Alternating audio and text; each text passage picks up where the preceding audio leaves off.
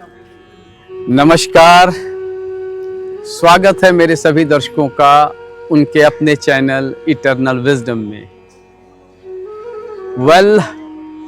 आत्मा से आत्म साक्षात्कार की इस प्रक्रिया में मैं आ पहुंचा हूं ऋषिकेश की धरती पर। जी हाँ, आप देख रहे हैं मेरे पीछे साक्षात गंगा मैया बह रही है। आपको मैं ये भी दिखाना पसंद करूंगा कि यहाँ पे चारों तरफ लोग धर्म और भगवान की अलग अलग धारणाएं लिए इस गंगा मैया में डुबकी लगा रही है। सुबह का समय है, शांति का माहौल है और अनायास ही यहाँ इंसान प्रकृति के नियमों के बारे में सोचने पर मजबूर हो जाता है। प्रकृति के नियम क्या हैं? पहले बात तो मैं ये बताऊंगा कि प्रकृति का नियम शाश्वत है।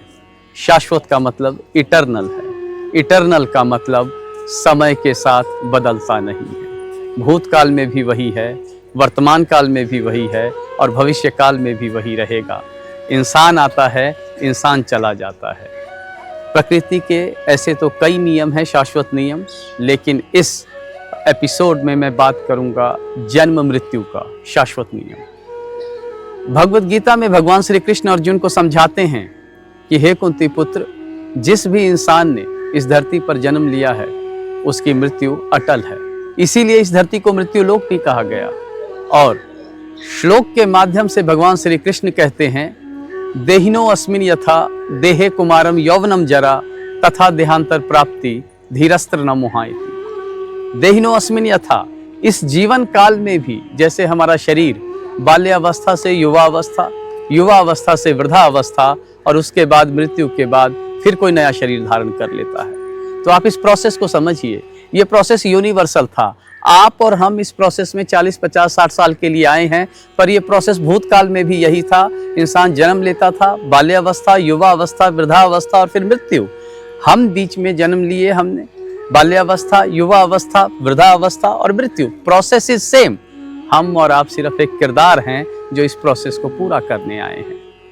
और जब ये नाट्यक्रम चल रहा होता है जीवन का, तो हम सबसे बड़ी गलती ये करते हैं कि हम अपने आप के अंदर कर्ता भाव लाके हमारे अंदर अहंकार का जन्म हो जाता है कि हम कर रहे हैं।